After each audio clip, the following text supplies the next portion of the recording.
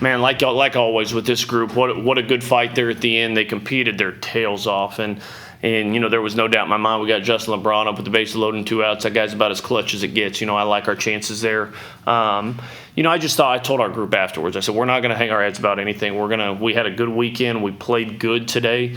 We just weren't good enough today. And I think. I told him, I said, if we're going to be who we want to be as a team, we've got to be finishers and everything. And I didn't think we finished that game well in general, kind of from about the time Greg came out on, and Tyler Fay came out and made some good pitches, and we just could not get off the field in the 7th. And that's the one that comes back to bite you. You get a punch out to start and kind of a routine ball that Braun makes 99 times out of 100 and just kind of threw the ball up, and that kind of jump-started that inning. And then we just had 2 freebies behind it, kind of some walks and hit by pitches mixed in. And, you don't want a guy like Ethan Petra. I know we controlled him most of the weekend. You don't want that guy up with the bases loaded too often. He'll make you pay. He's just too good of a hitter. It doesn't matter kind of what stuff you got. He's just really talented. He's one of the best hitters in our league, and he takes a good swing, and we just couldn't quite get off the field there. And I thought Ty Good did an unbelievable job. That changeup, it's a Bugs Bunny changeup. It's really, really good, and it's not like he throws 84 and he's doing it. It's 95 with a good changeup, so that's always in the back of your head. So just weren't able to make the adjustment quick enough on him.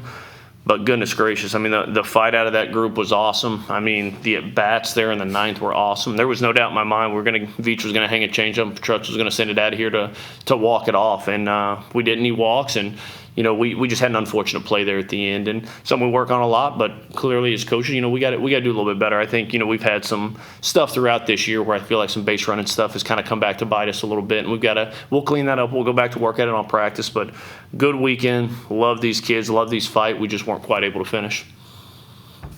Coach, was there a specific message to the team going into the bottom of the 9th, or did you just kind of tell them to go do what they can do? Yeah, you were looking for some type of spark. It's just Good was throwing the baseball so well, and we couldn't get anything going on him. And you're just looking for something to start it. And I thought we did a good job. And then they go to Gainey there, and Gainey's good, man. That guy's coming into the weekend at a .6 ERA. That's a really good arm, and thought we just had tough at bats, man. Starting with, I think Braun let us off that inning. I think it was with a hit, and then it was just everybody kind of doing their jobs and competing through it. And man, I thought we had tough ABs at the end.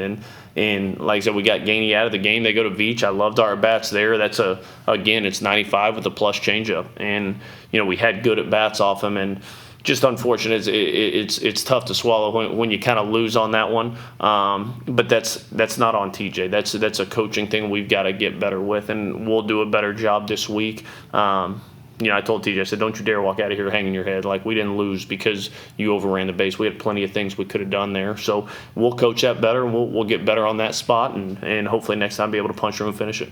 Yeah, and Greg Ferrone tied his season high in how long he's gone on an outing so far. Ben Hess yesterday had his longest outing of the season.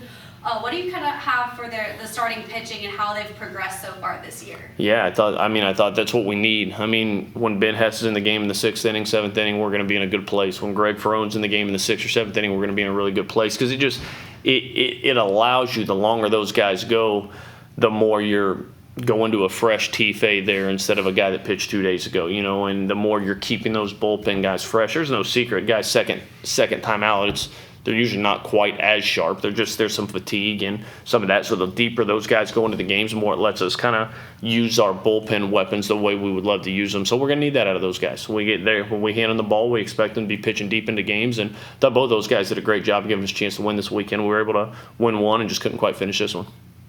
Other than that kind of into this game, what are you going to take from this loss in this series into the road game at Sanford and then the road series against Kentucky? Yeah, I think the one thing you see is winning on the road in this league is incredibly difficult. It's not only good teams, but you're playing against a crowd. You're playing in an unfamiliar environment.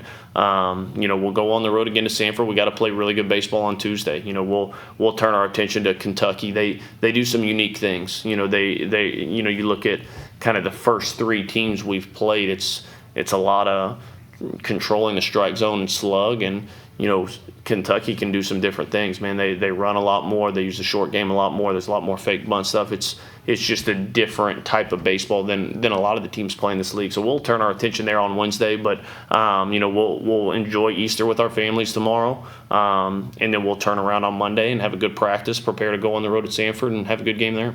Coach, Gage Miller, 3 hits yesterday, 3 today. He's right there at the top of the order, not only hitting for power, which we know he can do, but he's also getting on base and making good contact in the zone. How do you think he's adjusted to the conference pitching? Yeah, Gage is a walking barrel, I mean, that guy can just really hit. And I love it because it's power, but I think you hit the nail on the head. It's not just slug. I mean, he gets the 2 strikes. He does a great job adjusting to stuff. No different. A guy like Tommy White, one of the best hitters in the league, does a really good job hitting with 2 strikes. And I think he takes a lot of pride in it, and you don't take for granted when you get to coach players like Gage Miller. It's a little bit of a throwback with that stuff. It's not – you're not going to come watch Gage in a combine setting or in BP and be like, holy cow, that guy's a superstar. But when you go watch him and you work with him every day and you watch him play 60 games, man, I wouldn't want anybody else leading off than Gage Miller for me. Coach, how do you have a 4-game road stretch after this game? How do you refocus a team after a loss like this? Yeah, I think, it starts there. That's what I told him. So we ain't going to hang our head for 1 second. That's just – it's not what we're made of. I think this group, especially with the gauntlet of what this league is, you just go play the next game. It doesn't matter if you're on a 15-game heater or if you're lost your last 10. The best of the best just show up and play every game for what it is. And that's what I think this group's capable of doing. Do we need to finish more? Yes. Do we need to limit freebies more? Yes. Do we need to be cleaner on the bases? Yes. Do we need to do all those things? Absolutely. And that's our job as coaches to kind of get them ready for that. But yeah, it's baseball's baseball. You're going into an unfamiliar environment and a different place in Sanford. I've never been to Sanford before, so we'll take a look at what they've got and what that looks like, and we're just going to go try to play a really good brand of baseball on Tuesday. And win, lose, or draw, we'll then line up and try to do the same thing on Friday over in Lexington. Coach, a bit more power early in the game than we had yesterday. And Will Hodo had a 2-homer game. What did you make of his approaches this afternoon? Just really good swings, just good at bats. Just some aggressive at bats. We talked to Doe a little bit early in the year. I thought his at bats were they weren't bad. They were just a little bit passive. And you look at that second homer, he ran a first pitch heater out of there. And just getting aggressive in the strike zone is one thing we really wanted him to do. And I thought he did a great job of that, all throughout.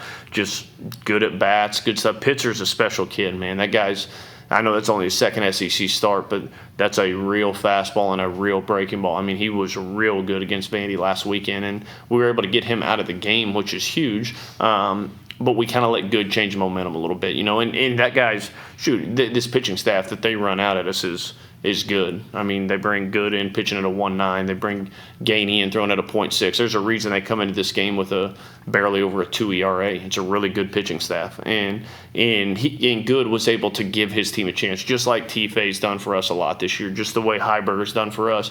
He was able to kind of calm the storm a little bit and get him those vital innings there in the middle and give that offense a chance to work. And they were able to do it.